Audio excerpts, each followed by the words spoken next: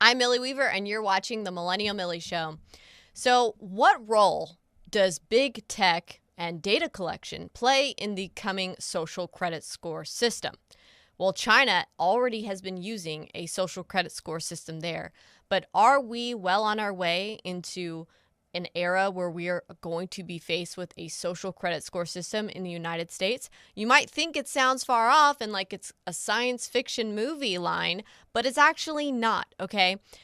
Big tech and our government have already been working together in order to censor people across social media platforms.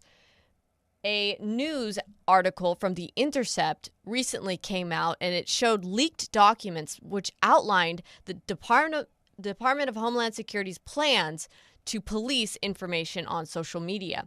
Now, when everyone was complaining about big tech and censorship, demanding that our government do something to stop these tech companies from infringing on free speech, instead, our government backed off and didn't do anything, right? And they said, well, that's because we can't be telling private companies what they can and can't do. That was their justification. They're protecting their rights. So what were they doing instead? They decided, well, we're just going to go have these backdoor meetings with these big tech executives and urge them and kind of coerce them and work with them in order to censor disinformation and misinformation online and on social media. And of course, this is all information that they think might affect election outcomes. So they want to make sure that they can influence elections, essentially. This is very dangerous, but it's only the tip of the spear in the seriousness of big tech's relationship with government and how our data is literally feeding a massive beast. It is feeding a monster of a system that is going to create the ultimate surveillance state and the coming social credit score system and the tracking of our carbon footprints and as well as our social scores, right? Through systems like the ESG system, the Environmental Social Governance system, which allows banking institutions to deny applicants on home loans or car loans. It forces big businesses and just companies in general to have to comply with the ESG system. So let's talk more about this, but first I want to go to a clip here where Rand Paul really spells out the dangers of what has been happening between big tech and our government and what this means for Americans and what he plans to do to try to address this growing concern. Is there any greater threat to democracy than one political party working with big tech and our intel apparatus to come after American speech? You know, for all the talk of democracy, it seems to be that they're undermining the very basic principles of our constitutional republic. Freedom of speech was listed in the First Amendment because it was one of the most important rights that our founders thought should be protected. But having the government collude with big tech to censor speech is something that goes against every grain of everything that anyone has ever spoken about as far as freedom of speech. So when we get back in session, I'm going to introduce legislation that will forbid the government from colluding with private companies to censor speech. Now, this is a tricky situation because many people believe that the First Amendment doesn't allow us to regulate the speech of private companies. But without question, we can regulate the government and we can prevent and forbid the government from colluding with private tech on speech. But I think we should also. So, I mean, this depends on whether or not Rand Paul is actually successful in getting other Republicans to go along with passing this bill, right? Because I can't see how the Democrats are going to go along with passing this bill because they're the biggest censors of free speech out there. I mean, they are the people who call for banning all speech that they determine to be hate speech. So if he gets this passed, it will only protect us from government working with big tech to censor people, meaning these big tech companies can still censor people. These big tech companies can still collect all that data. They can still sell it off to private companies. And who knows what those private companies want to do. They can create social credit score systems, and that will lead to other businesses, banks, institutions, maybe healthcare industries, treating people unfairly and discriminating against them based on whatever these social credit score systems kick back to them. Now, I mean, this is a big deal when you have the American government working with big tech to, weaponize the data that they're collecting on American people against the American people themselves. All right. So not only do we have big tech doing this, we have the government going along with it. Now, why would the government want to go along with it? Well, there's much of this we already covered in Shadowgate. Remember Shadowgate, the film, which I was literally arrested when I was releasing this film? Yeah, that film, which talked about how the government was working hand in hand with the social media companies in order to weaponize psychological warfare software systems against the American people on social media networks, where they were essentially using bot farms in order to target individuals and try to influence election outcomes. That's a really big problem there, all right? So some of these tools can definitely be used for malevolence. They can be used for bad actors and used with bad intentions. So let's go right to China and China's Skynet. Literally, a system that they call Skynet, which is stolen and knocked off, admittedly, by them from the Terminator movies. Just so you can get an idea of what the social credit score system, what the surveillance state in China looks like so far. Everyone over the age of 16 is required to have an official state-issued ID card that the government now wants to use to centralize all that information. And China is investing heavily in tech companies to help transform that government data into a virtually omniscient surveillance network. One of those companies is Megvii. It recently received a capital investment of nearly $500 million, part of which is from a state-run VC fund. But the name chosen for its premier piece of technology is a bit of a tell. Skynet, what is that? The Terminator is the favorite film of our founder. So they use the same name, but they want to put something good into this system. So, okay, in the Terminator, Skynet is evil, rains down death from the sky. But in China, Skynet is good. Yeah, that's the difference. So how do you think your facial recognition technology will change China? Everything happened in the public can be record. We can know exactly what happened in every second, in every corner of the city. This is a video stream in a subway station by our smart camera. So we can capture every face in real time. Still like some criminal person is out there. There is the red box. So there is a warning to the police station that there is a criminal person. So I need to locate them. So when it looks out onto a crowd, it's tracking all these faces and it's cross-checking those faces against what? Criminal database. And how many? So they could be cross-checking it against criminal databases, but they also are just logging and collecting that data and tracking people's whereabouts. You would think that, okay, this could only be used to track down criminals. What other utilizations would they have? Well, they have a lot of other utilizations. They can track activities of maybe political dissident groups. They could track and see, let's say, who went to go to vote, who didn't go to vote. And that's something that we already know is being done in the U.S. So they're also using this to track to see if somebody is committing a violation, such as jaywalking. Okay, so check this clip out where they explain the bad citizens versus good citizens aspect with their surveillance state meshed into their social credit system. If possible, the so-called big data, the system will play an important role in rebuilding a moral society. The state will go over every detail of a person's life with a fine-tooth comb. Their financial situation, spending habits, career, even behavior on social media. Criticizing the government online or displaying outward signs of wealth is a no-no. On the other hand, praising the party or giving blood increases your social credit. Xiaowen Wang is a model citizen. She lives in Nanjing, a testing ground for social ranking.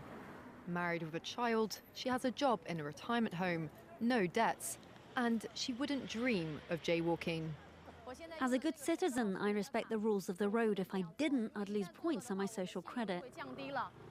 In theory, everything can be taken into account in the social score, even the most innocuous errands like supermarket shopping.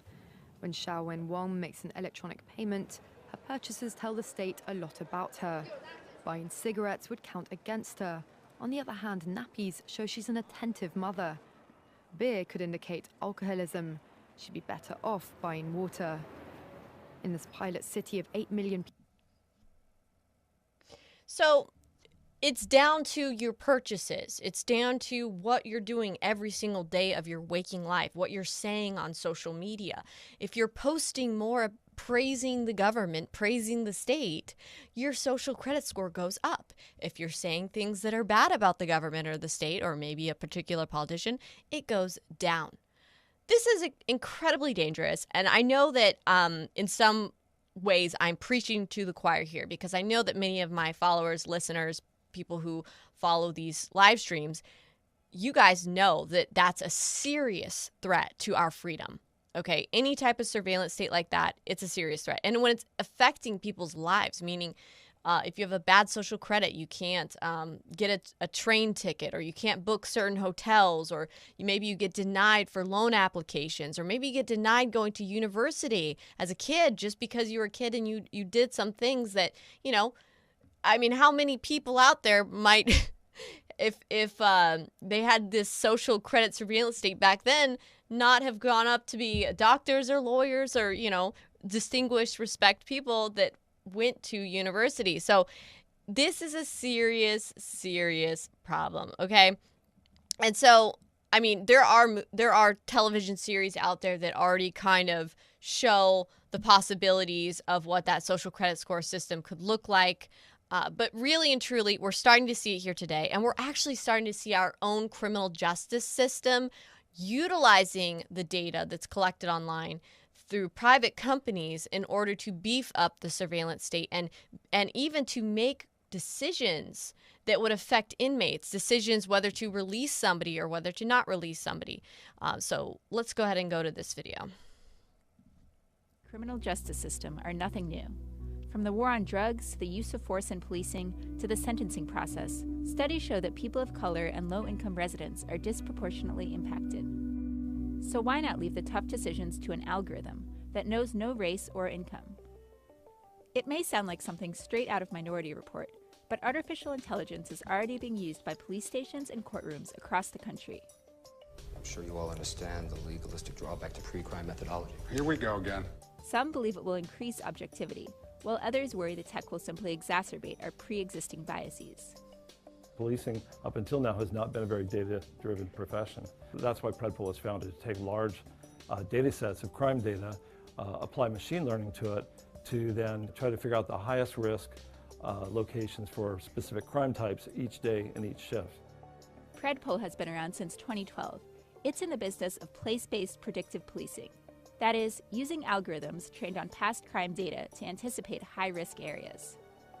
As more and more police departments are adopting Predpol and other similar software, academics and activists alike are increasingly concerned that these systems are just encoded.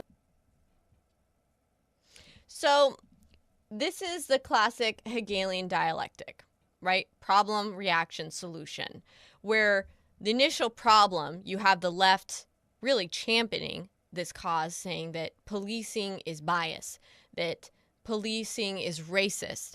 That's why you have deaths like George Floyd or, you know, all these other black men in America being killed by police, because there's an underlying racism in the police force, meaning you can't leave it up to the police officer to be making some of these decisions, or even the judge or prosecutors, etc., because they might be racist, right? So instead, they're saying, well, here's, you know, because problem, right? Policing is racist. Reaction, rioting, people being upset, hysterical, right? Solution, AI systems helping law enforcement make those decisions for them. You see how that works? All right. So Now, whether you agree with that, whether there is any type of racism or anything in law enforcement is besides the point, okay? Because what this is about is justifying using the AI and using those algorithms in order to, dictate to law enforcement officers where they should go, who they should pull over, whether the person they pulled over is labeled as high risk or low risk or medium risk or whatever. And the person in the vehicle being pulled over might not even know that they were flagged as high risk, and they might not even have a criminal history or a criminal background at all. It could just be things that maybe they posted on social media years ago. And we don't know what the criteria is for rating somebody as high risk. Okay? What if it's that you're a MAGA American? What if it's that you're conservative? What if it's that you don't want to vaccinate your kids? What if that puts you in the high risk or extremist category where now whenever you're being pulled over by the police, they're pulling guns on you and they're not making that judgment call based on your behaviors, whether you're trying to reach under your seat for something, whether you're acting suspicious like you're going to do something, whether you refuse to pull over or whatever. They're making that decision based on the computer system in my vehicle told me to behave like this is a high-risk individual. That's what we're looking at.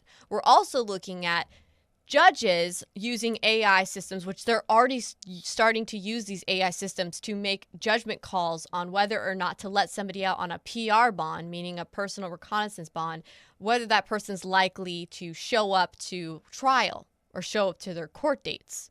Okay? So they're already using AI in law enforcement, and it's even worse.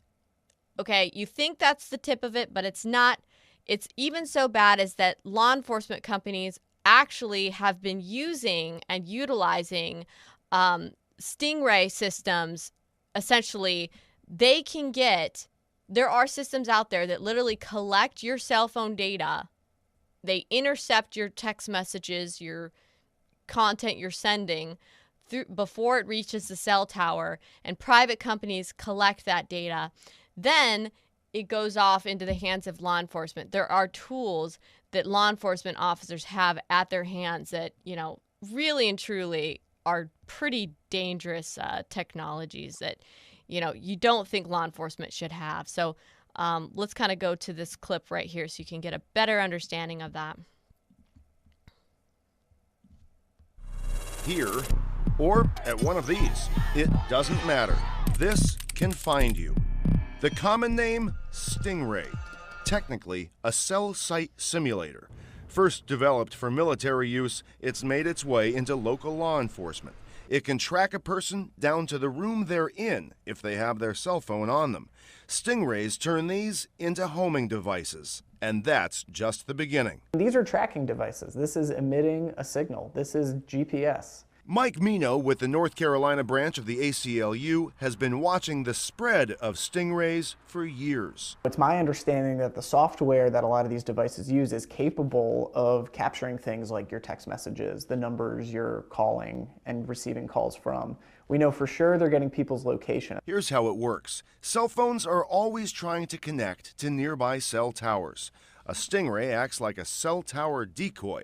In what's called a man-in-the-middle attack, it tricks cell phones into thinking it's the nearest cell tower, phones connect to the stingray, and police can access a range of personal information.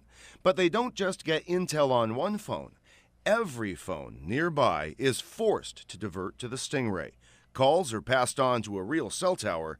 Data scooped up stays with police. When you ask them why they're using it, they'll say, well, we're targeting certain individuals, but the nature of the technology is so expansive that you cannot use this without countless innocent people having their data captured as well.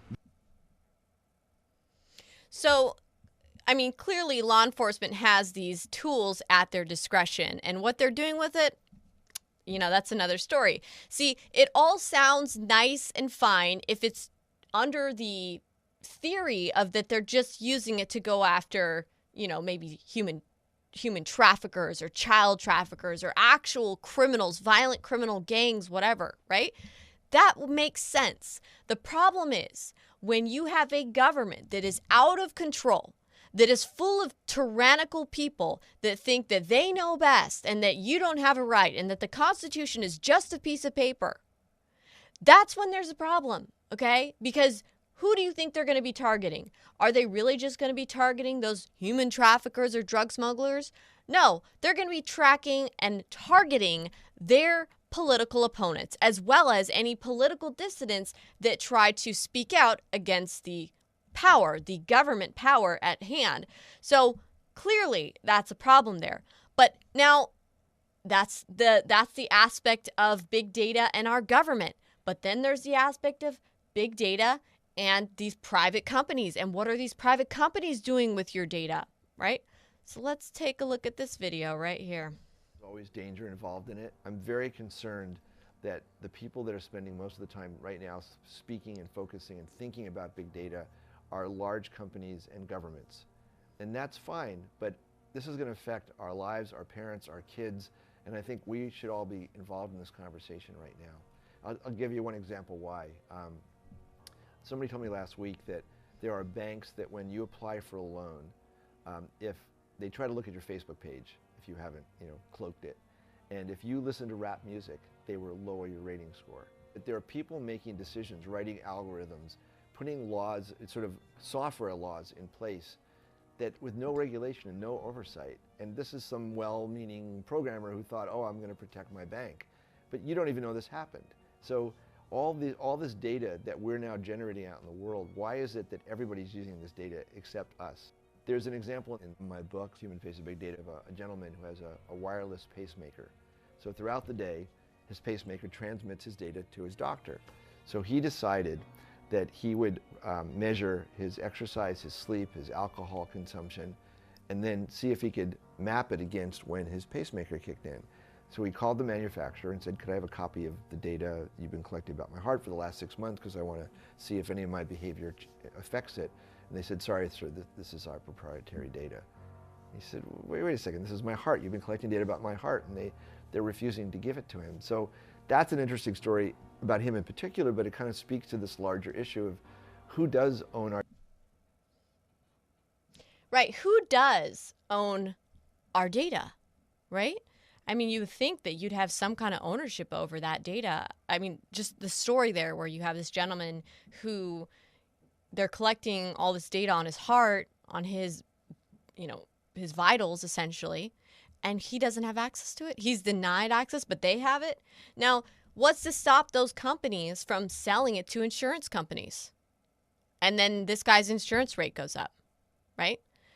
I mean, that's what we're looking at here. Okay. And how many people, how many relatives or friends did you know of that signed up for those? Ooh, I'm going to swab my mouth and I'm going to send it off and find out what my heritage or ancestry is.